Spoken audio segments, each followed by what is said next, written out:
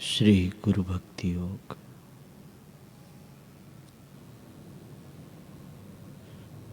जब तक गुरु में अविचल श्रद्धा ना हो तब तक किसी को भी परम सुख भोगने को नहीं मिलता। गुरु की शरणागति में जाना यही आत्म साक्षात्कार का मार्ग है। गुरु के उपदेश में अविचल और अविरत श्रद्धा सच्ची गुरु भक्ति का मूल है। गुरु सदैव अपने शिष्य के हृदय में बसते हैं। कबीर जी कहते हैं, गुरु और गोविंद दोनों मेरे समक्ष खड़े हैं तो मैं किसको प्रणाम करूं। धन्य है वे गुरुदेव जिन्होंने मुझे गोविंद के दर्शन करवाए। केवल गुरु ही अपने योग्य शिष्य को दिव्य प्रकाश दिखा सकते हैं। गुरु अपने शिष्य को असत में से सत में, मृत्यु में से अमरत्व में, अंधकार में से प्रकाश में और भौतिकता में से आध्यात्मिकता में ले जाते हैं। सद्गुरु पैगंबर और देवदूत हैं। विश्व के मित्र और जगत के लिए कल्याण में हैं।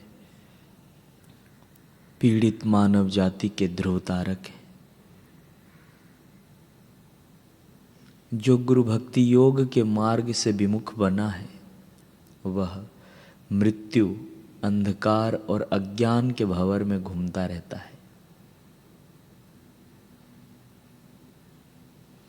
गुरु कृपा से ही मनुष्य को जीवन का सच्चा उद्देश्य समझ में आता है और आत्म साक्षात्कार करने की प्रबल आकांक्षा उत्पन्न होती है।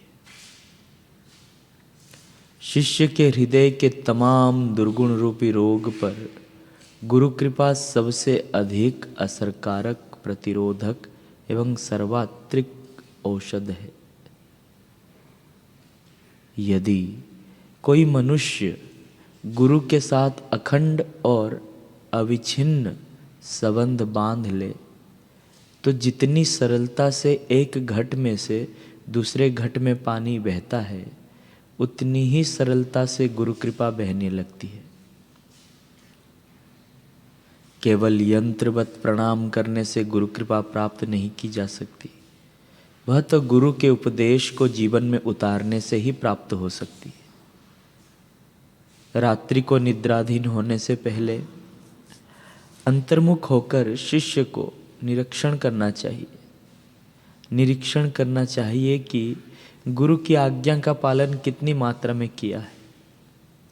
हर रोज गुरु की सेवा का प्रारंभ करने से पहले शिष्य को मन ही में निश्चय करना चाहिए कि पूर्व की अपेक्षा अब अधिक भक्ति भाव से एवं अधिक आज्ञाकारिता से गुरु की सेवा करूंगा। गुरु में तथा शास्त्रों में जो थोड़ी बहुत श्रद्धा होती है वह भी कुसंग से शीघ्र नष्ट हो जाती है। मानव देह में परमात्मा की इस अभिव्यक्ति के माध्यम के बिना कोई भी मनुष्य परमात्म दर्शन नहीं कर सकता। जब हम किसी अन्य साधन की सहायता के द्वारा परमात्म दर्शन का यत्न करते हैं तब हम अपने मन के भीतर परमात्मा का एक काल्पनिक रूप गढ़ लेते हैं और उसको ईश्वर के समक्ष गिनकर उस मन गढ़ंत रूप की पूजा, उपासना और तादात्म्य में लग जाते हैं। इस भयानक अनर्थपूर्ण खतरे से बचने के लिए ईश्वर की उपासना मनुष्य के रूप में की जा सकती है और मानवता में व्यक्त ईश्वरत्व को सद्गुरु के रूप में ही सफलता से भजा जा सकता है। यह त्रिकाल बाधित सत्य है। कुदरत का यह कानून है। आज नहीं तो कल छुरे की नोक पर भी तुम्हें उसे स्वीकारना ही पड़ेगा। हम मनुष्य हैं, मनुष्यत्व की मान्यताओं में अपने को जकड़े हुए हैं। मनुष्यत्व से उच्चतर स्वरूप में परमात्मा को समझने में, उसका तात्विक ज्ञान पाने में हम समर्थ नहीं हैं। जब हम अपनी मानवीय प्रकृति से ऊपर उठकर गुणातीत अवस्था में पहुँचेंगे, तब परमात्मा को तत्व रूप से पहचान सकेंगे। तब तक हमें मनुष्य के रूप में ही परमात्मा की उपासना करनी चाहिए। ईश्वर के स्वरूप के बारे में कोई चाहे कितनी भी लंबी चौड़ी बातें करे, अपनी कल्पना और भावना को कितना ही विस्तृत करे, पर वह अपनी मानुषी कल्पना से आगे नहीं जा सकता। कोई चाहे ईश्वर और संसार पर लंबे चौड़े विद्वतापूर्ण वक्तृत्व दे दे, बड़ा युक्तिवादी बनकर ईश्वर अवतार का खंडन करे, उपासना की अर्थहीनता सिद्ध करे, किंतु यह सब केवल शब्दों का ढेर, बुद्धि की व्यर्थ कसरत मात्र है। किसी को अवतार और उपासना के विरुद्ध अपना डिमडिम बजाता देखो तो उसके पास जाकर खोजना कि परमात्मा के विषय में उसकी धारणा क्या है। निराकार, सर्वव्यापी, सर्वशक्तिमान आदि शब्दों के लक्ष्यहीन उपयोग के अलावा उसे ना कोई ज्ञान है ना अनुभूति।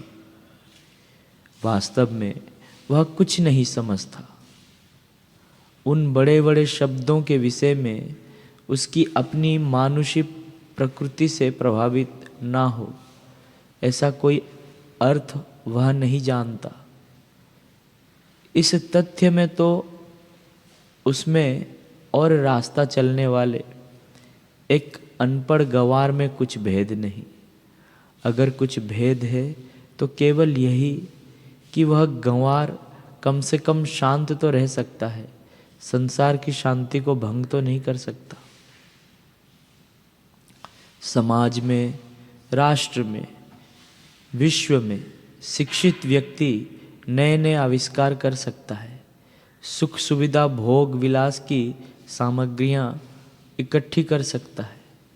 अगर वह दीक्षित नहीं है, सद्गुरु की करुणापूर्ण दृष्टि से पूरित नहीं है, ईश्वर को निराकार ब्रह्म को साकार रूप में सद्गुरु के रूप में प्रतिष्ठित देख नहीं सकता, तो वह शिक्षित व्यक्ति विश्व में सबसे ज़्यादा खतरा पैदा कर सकता है।